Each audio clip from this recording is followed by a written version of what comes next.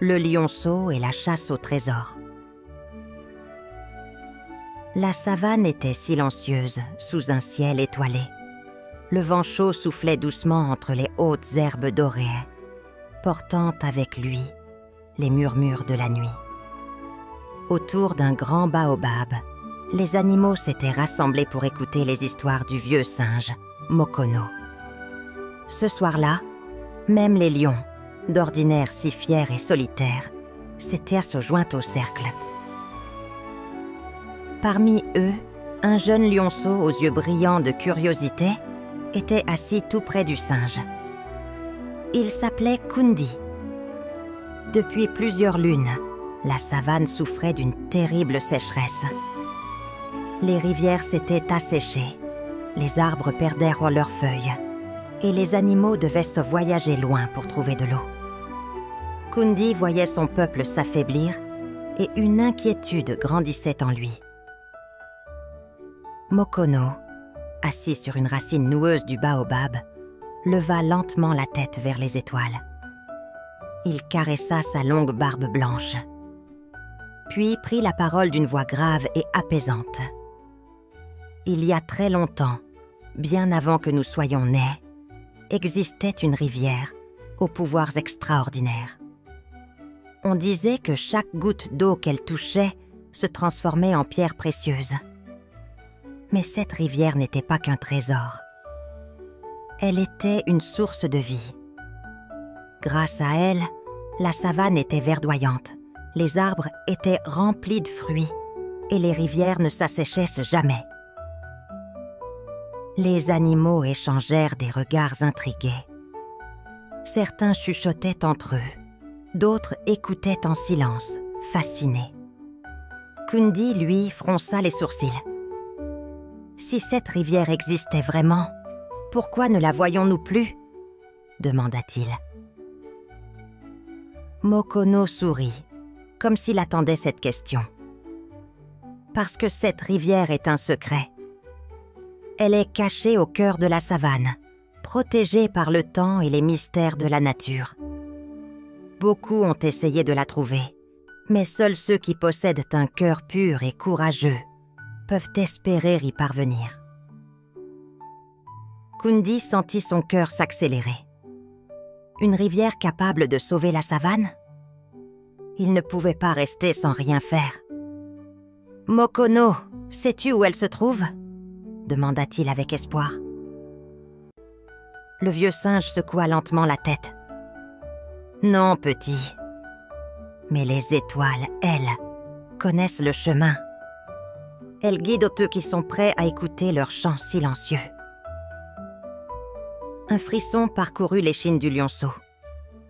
Il leva les yeux vers le ciel, où les étoiles brillaient comme des diamants éparpillés. Et si elle pouvait vraiment lui montrer la voie ?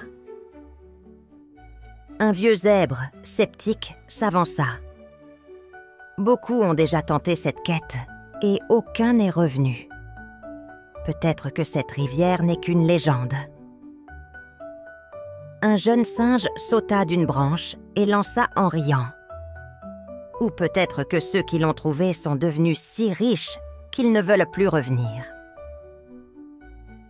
Quelques rires éclatèrent, mais Kundi ne se laissa pas distraire.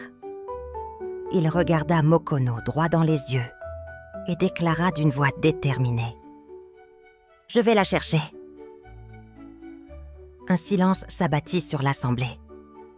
Même les grillons cessèrent de chanter. Sa mère, une lionne majestueuse, s'avança et posa une patte douce mais ferme sur son fils. « Kundi, c'est un voyage dangereux. Es-tu sûr de vouloir entreprendre une telle quête ?» Le lionceau hocha la tête sans hésiter. Si cette rivière existe, elle peut sauver la savane. Je ne peux pas rester ici à regarder tout se dessécher. Mokono l'observa un instant, puis sourit doucement. « Alors, écoute bien, petit lion. Ton voyage sera semé d'épreuves. La savane elle-même testera ton cœur. Tu devras faire preuve de patience, de courage et d'intelligence. Mais souviens-toi, Ce n'est pas l'or ni les pierres précieuses que tu dois chercher. C'est la vraie richesse de l'eau. Kundi grava ces paroles dans son esprit. Il se leva, sentant une force nouvelle couler dans ses veines. Je partirai dès l'aube.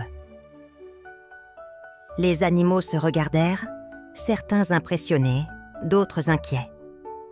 Son père, un lion puissant au pelage doré, s'approcha et posa sa tête contre celle de son fils.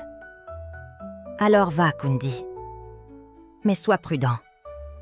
La savane est belle, mais elle est aussi pleine de dangers. » Kundi acquiesça. Il se tourna une dernière fois vers Mokono, qui lui tendit une petite pierre lisse. « Garde ceci avec toi. C'est une pierre d'étoile. Elle brille légèrement dans l'obscurité.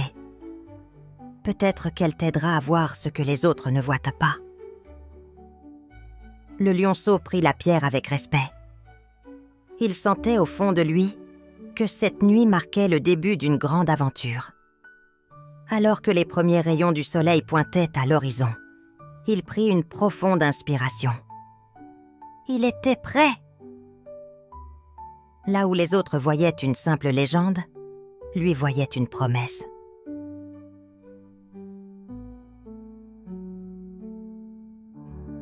L'aube teintait le ciel de nuances rosées lorsque Kundi s'aventura hors du territoire des lions.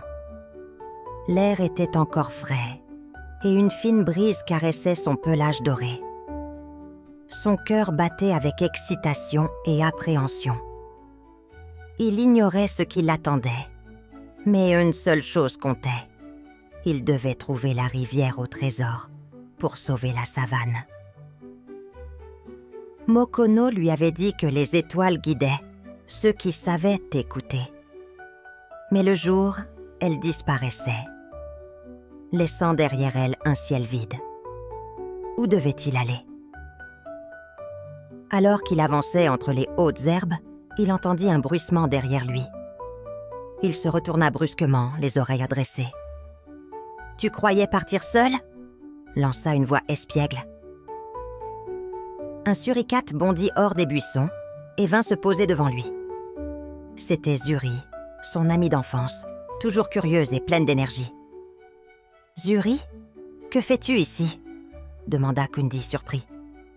« Je viens avec toi, » répondit-elle en croisant les bras. « Mais c'est dangereux. »« Justement, qui va t'aider si tu te perds ?» répliqua-t-elle en tapant du pied. Kundi hésita. Il savait que le voyage ne serait pas facile. Mais il savait aussi que Zuri était maligne et rapide. Peut-être qu'elle lui serait utile. « D'accord, mais sois prudente. » Zuri sourit et grimpa sur le dos du lionceau. « Alors, où allons-nous » Kundi observa l'horizon. La savane s'étendait à perte de vue, et il n'avait aucun indice sur la direction à prendre. Il ferma les yeux et serra la pierre d'étoile que Mokono lui avait donnée. Soudain, une étrange sensation l'envahit. Une image floue apparut dans son esprit, une colline rocheuse surplombant une plaine dorée. « Nous devons aller vers les collines », déclara-t-il en rouvrant les yeux. Ils se mirent en route, traversant les hautes herbes avec prudence. Le soleil montait lentement dans le ciel, rendant la chaleur de plus en plus écrasante. Zuri s'éventa avec ses petites pattes. « Kundi, tu es sûr qu'il y a une rivière là-bas ? Tout semble si sec. » »« Je ne sais pas, mais j'ai un pressentiment. » Leur conversation fut interrompue par un rugissement puissant. Kundi s'arrête net, ses muscles tendus. « C'était quoi ça ?» murmura Zuri en se cachant derrière son ami. Devant eux, un léopard aux yeux perçants surgit d'un arbre. Il les observa en silence, son regard brillant de curiosité. « Que faites-vous sur mon territoire ?» demanda-t-il d'une voix grave. Kundi prit son courage à deux mains. « Nous cherchons la rivière au trésor. » Le léopard rit doucement. Beaucoup l'ont cherchée et beaucoup se sont perdus. Mais nous devons la trouver pour sauver la savane, insista Kundi.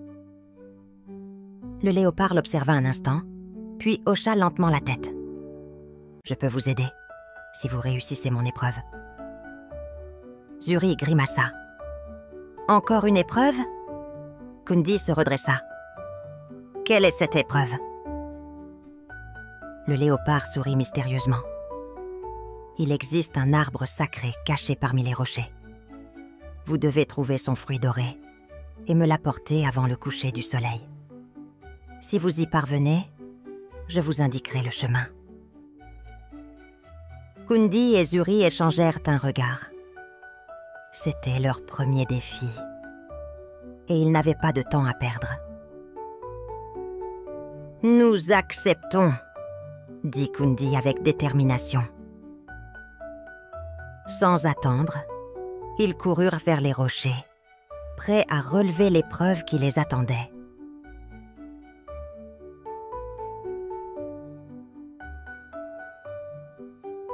Kundi et Zuri s'élancèrent à travers les rochers, leur cœur battant au rythme effréné de leur course.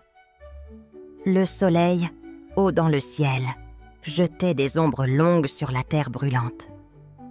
Chaque pas soulevait un nuage de poussière dorée, rendant l'air plus lourd. Ce léopard n'aurait pas pu choisir une épreuve plus simple, grogna Zuri en sautant par-dessus un petit rocher.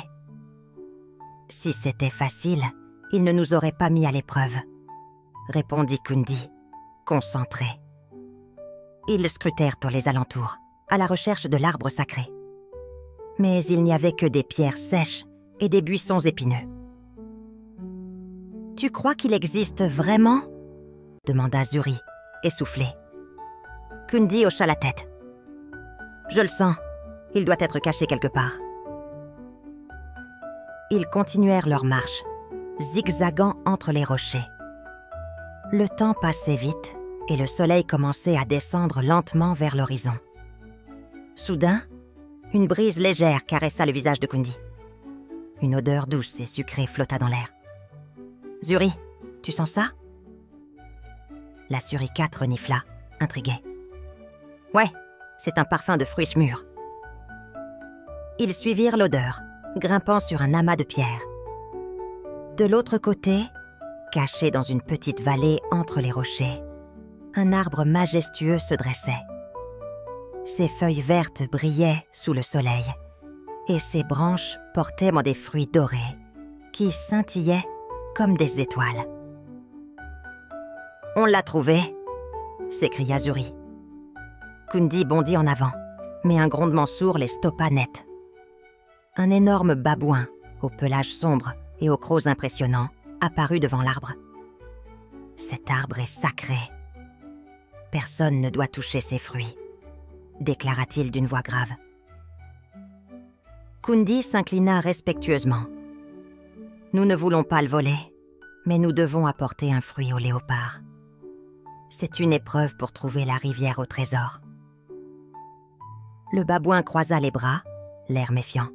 « La rivière au trésor ? Oui, notre terre souffre de la sécheresse. Nous voulons sauver la savane. » Le babouin les observa longuement, puis il soupira. « Si vous êtes vraiment digne, alors prouvez votre sagesse. » Il pointa 3 fruits suspendus à une branche. L'un est mûr, l'autre est trop jeune, et le dernier est empoisonné. Choisissez le bon, et vous pourrez partir. Zuri et Kundi échangèrent un regard. « On doit faire le bon choix, » murmura la suricate. Kundi s'approche lentement. Il observe attentivement les fruits. L'un était vert, l'autre doré, et le dernier avait une étrange teinte sombre. Il réfléchit. Un fruit trop jeune serait amer. Un fruit empoisonné aurait sûrement une couleur suspecte. Il tendit la patte vers le fruit doré et le cueillit délicatement. Le babouin le regarda, puis hocha la tête. « Tu as choisi avec sagesse. Vous pouvez partir. » Zuri sauta de joie. « Oui, on l'a fait !» Ils remercièrent le babouin et coururent vers le territoire du léopard. Le soleil était bas lorsqu'ils arrivèrent, essoufflés, devant le félin qui les attendait. « Alors ?» demanda-t-il en plissant les yeux. Kundi lui tendit le fruit doré. Le léopard le renifla, puis sourit. « Vous avez réussi. Comme promis, voici ce que vous cherchez. » Il leva la patte et traça un cercle dans la poussière. « Suivez l'ombre de la grande montagne à l'aube. Elle vous mènera à la rivière au trésor. » Kundi sentit une bouffée d'espoir grandir en lui. « Merci !» Sans perdre une seconde, lui et Zuri se mirent en route, prêts à découvrir enfin la légendaire rivière.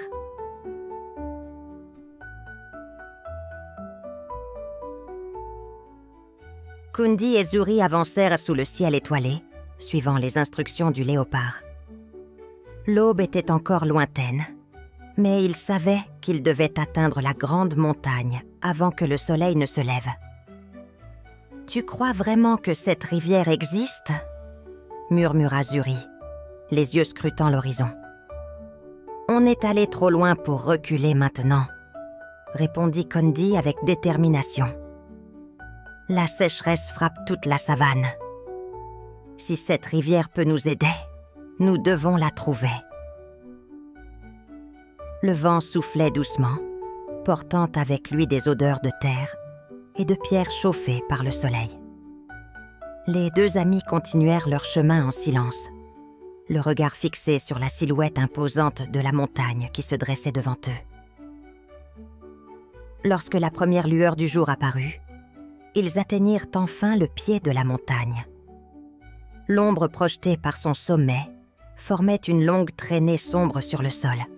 « L'ombre !» s'exclama Kundi. Le léopard a dit de la suivre. Zuri hocha la tête et trottina à ses côtés. L'ombre s'étendait sur un chemin rocailleux, serpentant entre des buissons secs et des pierres de fendu. Ils marchèrent pendant de longues minutes, leur excitation grandissant à chaque pas. Puis, au détour d'un rocher, un murmure léger leur parvint. « Tu entends ça ?» souffla Zuri. Kundi dressa les oreilles. C'était un son doux et régulier, comme le clapotis de l'eau. Ils accélérèrent, suivant le bruit qui s'intensifiait. Le chemin s'ouvrit soudain sur une clairière bordée de grands arbres. Au centre, une rivière scintillante coulait doucement, ses eaux limpides étincelant sous les premiers rayons du soleil. « On l'a trouvée !» murmura Kundi, les yeux écarquillés. Des pierres précieuses, aussi brillantes que des étoiles, parsemaient le fond de l'eau. Chaque goutte qui tombait à la surface se transformait en un joyau éclatant, illuminant la rivière d'un éclat magique. « C'est magnifique !» s'exclama Zuri. Mais Kundi ne perdit pas de temps. Il plongea une patte dans l'eau fraîche et sentit une énergie vibrante l'envahir. « On doit ramener cette eau à la savane !» déclara-t-il. Zuri trouva une grande feuille et l'enroula pour en faire une gourde. Kundi l'aida à la remplir avec soin, s'assurant que l'eau précieuse ne se perde pas. « Allons-y, on doit rentrer vite !» Ils prirent la route du retour, leur cœur battant d'excitation. Lorsque Kundi et Zuri arrivèrent enfin à la savane, le sol était craquelé et les animaux attendaient désespérément un miracle. Le vieux singe, qui les avait envoyés en quête, s'avança lentement. « Alors, avez-vous trouvé la rivière au trésor ?» demanda-t-il d'une voix douce. Kundi hocha la tête et versa quelques gouttes de l'eau magique sur le sol sec. Un frisson parcourut la terre. Soudain, une fine nappe d'eau jaillit, puis une autre, jusqu'à ce qu'un ruisseau se forme, serpentant entre les herbes brûlées. Les animaux poussèrent des exclamations de joie. « Regardez, l'eau revient !» cria une antilope. Les arbres assoiffés se redressèrent, les fleurs se rouvrirent et l'herbe commença à repousser. Bientôt, la savane retrouva sa beauté d'antan. Le vieux singe sourit et posa une patte bienveillante sur l'épaule de Kundi. « Tu as prouvé que la véritable richesse n'est pas dans les trésors, mais dans l'eau qui donne la vie. » Kundi, fatigué mais heureux, regarda autour de lui. Il avait accompli sa mission. Grâce à lui et à Zuri, la savane était sauvée. Morale de l'histoire. Le vrai trésor n'est pas l'or ni les pierres précieuses, mais l'eau, source de toute vie. Merci d'avoir écouté notre histoire. Pour nous soutenir et découvrir d'autres récits fascinants, visitez notre page Ko-fi. Chaque geste compte et nous aide à continuer à créer pour vous. Le lien est dans la description. N'oubliez pas d'abonner, petits amis. À bientôt!